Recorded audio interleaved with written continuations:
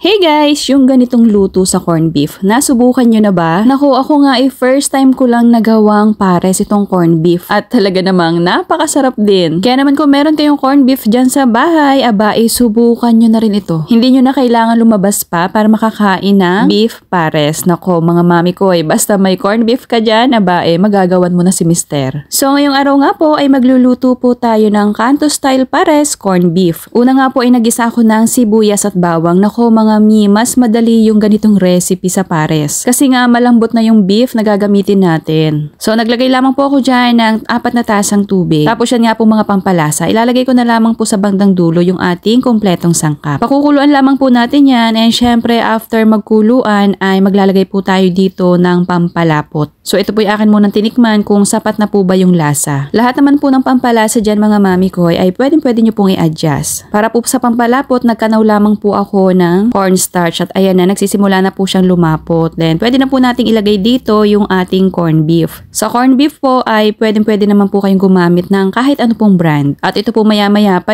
meron ka ng beef pares. So halu-haluin po hanggang sa maghiwa-hiwalay itong ating pinakang corned beef. And syempre maglalagay rin po ako dito ng paminta. Yun na lamang po yung pampalasa na idinagdag ko dyan kasi yung mga inilagay ko po kanina ay sapat naman na po para sa akin. Bali ito po ay akin pang tatakpan para makakulo pa po and syempre mas lalo pong mag-combine yung mga pampalasa natin. At after 3 to 5 minutes ay okay na po yan. And syempre bago po natin iserve mas masarap kung bubudburan natin ng fried garlic at spring onion. Pandagdag kulay na rin. At ayan na po, meron na po tayong kanto style beef pares na ginamitan nga po natin ng corned beef. Mas pinadali at mas malasa ito para sa akin. Mas madali siyang lutuin kasi nga po mga mami ko wala na po tayong palalambutin ditong karning baka kasi yung corned beef na ginamit natin talaga naman pong malambot na yon. Kaya naman kung nagkikrave po kayo dyan ng pares, subukan nyo na po yan. Basta po meron kayo dyang corned beef,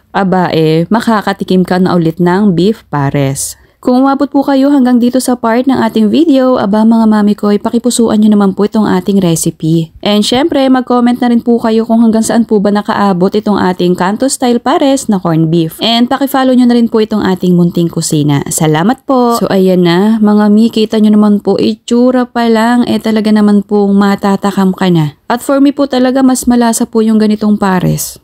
Kasi yung corned beef po na ginamit ko dito, talaga naman pong malasa. So ano pang hinihintay ninyo? Naku, subukan nyo na rin po yung ganitong recipe. Siguradong magugustuhan nyo. So sana nagustuhan nyo po yung ating recipe ngayong araw. Thank you for watching. Serve and enjoy!